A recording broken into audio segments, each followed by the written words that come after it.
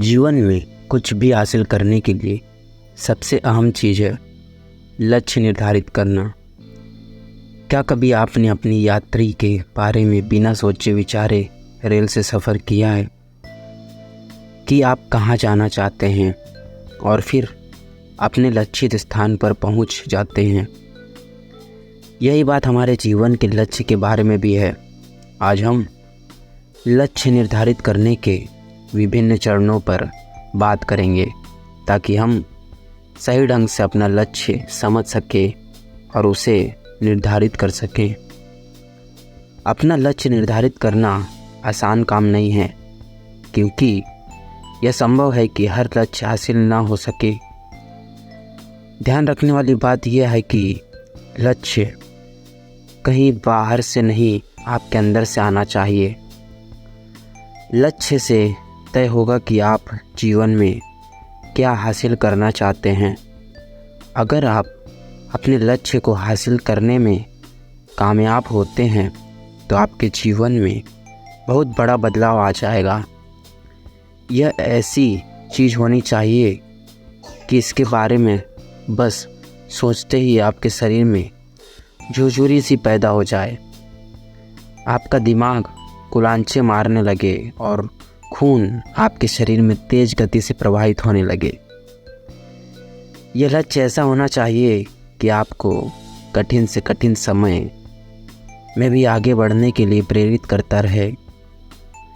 आपकी यात्रा की परेशानी और बाधाओं में आपका साथी बने।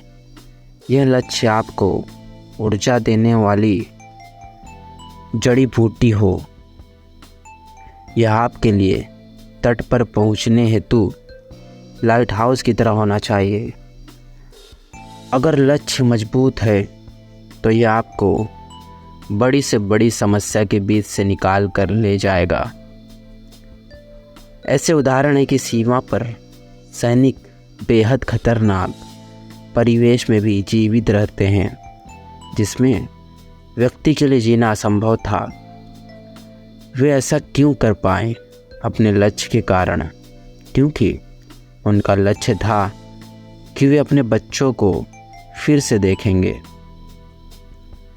अगर आपको अपने जीवन में सही लक्ष्य प्राप्त हो जाता है तो फिर उस लक्ष्य और आपके बीच में कोई नहीं आ सकता। आप उस लक्ष्य को हासिल करते ही रहेंगे। यहाँ ध्यान देने वाली बात यह है कि आपको लक्ष्य ऐसा निर्धारित करना चाहिए जो हासिल करने के योग्य भी हो, क्योंकि इस लक्ष्य के लिए आपकी ऊर्जा, आपका समय और आपका धन भी लगने वाला है। इसीलिए अगर अंत में पता चले कि यह लक्ष्य हासिल करने योग्य नहीं था तो आपका बहुत सारा श्रम, समय और धन व्यर्थ हो जाएगा, जिसे वापस नहीं लाया जा सकता। उदाहरण के लिए, अगर आप अपने लिए 1 करोड़ रुपए कमाने का लक्ष्य रखते हैं तो यह अच्छा तो दिख सकता है, लेकिन हो सकता है कि यह हासिल करने योग्य ना हो। लक्ष्य निर्धारित करने से पहले इस बात पर गौर करना बहुत ज़रूरी है कि आपके जीवन का आधार क्या है, वह किन चीज़ों पर टिका हुआ है। यदि आप सेल्फ डिसिप्लिन के रास्ते पर नए राही हैं तो पहले छोटे लक्ष्य को आजमाएं, जो हासिल तो किया जा सकता हो लेकिन फिर भी आपको अपने आराम क्षेत्र से बाहर निकालने के लिए मजबूर करता हो। इसका उदाहरण हो सकता है 5 किलोग्राम वज़न कम करना, या अपने परिवार को छुट्टियों पर बाहर लेकर जाना, 10,000 रुपये बचाना, या फिर 1 साल में 10 पुस्तकें पढ़ना। अगर आपने अपने लिए लक्ष्य निर्धारित कर लिया है तो अब हम दूसरे चरण पर जा सकते हैं। हो सकता है कि लक्ष्य को निर्धारित करना आसान काम रहा होगा, लेकिन अब इसका विश्लेषण करना और इसे इसके अलग अलग भागों में बांटना होगा। हम में से ज़्यादातर लोग केवल लक्ष्य निर्धारित करने के चरण पर ही रह जाते हैं। वे इससे आगे काम नहीं करते। लेकिन अगर आप अपने लक्ष्य का विश्लेषण नहीं करते और इसे विभाजित नहीं करते तो ये लक्ष्य नहीं रहता, बल्कि आपकी इच्छा मात्र रहती है। आप जो कुछ भी चाहते हैं उसका विश्लेषण किया जाना चाहिए और उसे छोटे छोटे हिस्सों में बांट जाना चाहिए, जो फिर मिलकर बड़ी तस्वीर बनाएंगे।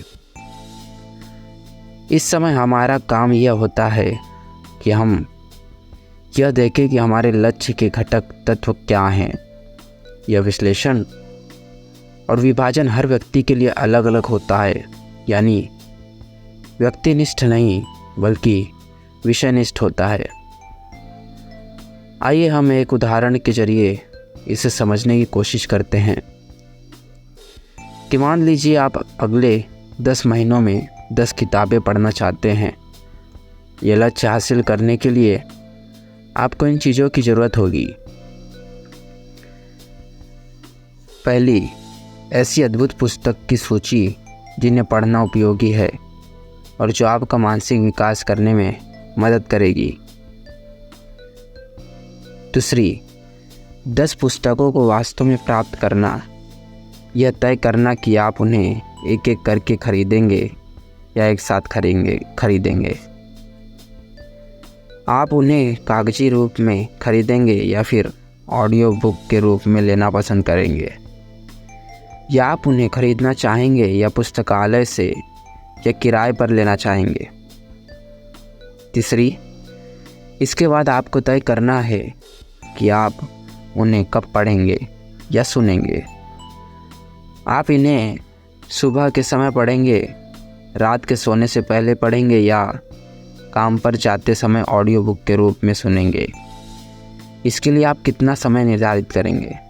चौथा, आपको यह भी सोचना होगा कि आपके जीवन का लक्ष्य क्या है।